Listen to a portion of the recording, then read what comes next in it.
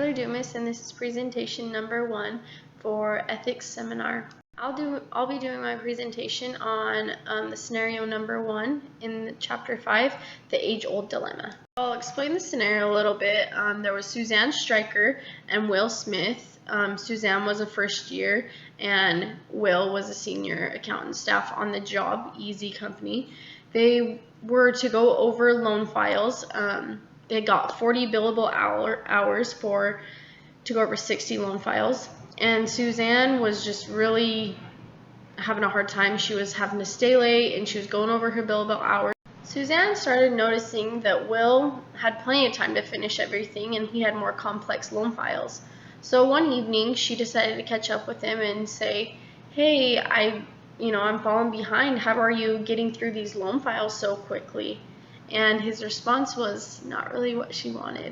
Will's response was something along the lines of that the real risk assessment has already been done by the audit manager, and that Suzanne and Will were just the people who put it together and made it look presentable.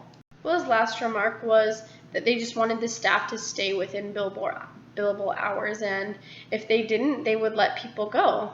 And Suzanne was just in a pickle at this stage, and she was very frightened. At this point, Suzanne had to decide between doing a mediocre job and not catching something in these loan files, or taking double the amount of time and risk losing her job.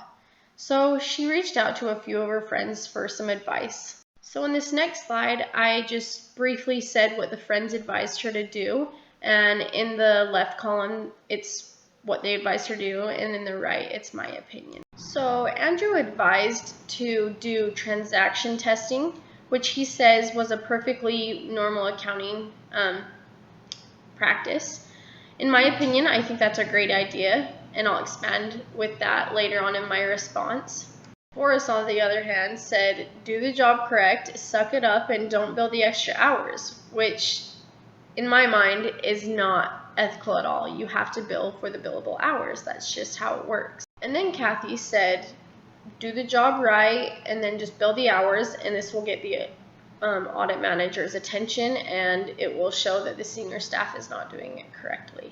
The advice that Kathy gave Suzanne, there's a big risk of being let go because she's going way over billable hours. So I don't think it's great advice. All the advice from Suzanne's friends were very helpful, but the way that I would handle this situation is along the lines of Andrew's response. I would go in and communicate with my audit manager and ask him about transaction testing and see how he felt about it and if it was an acceptable practice.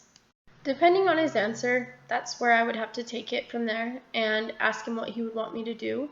And I would leave the meeting asking if he had any tips or advice to help me to be more efficient and get through the loan files more quickly.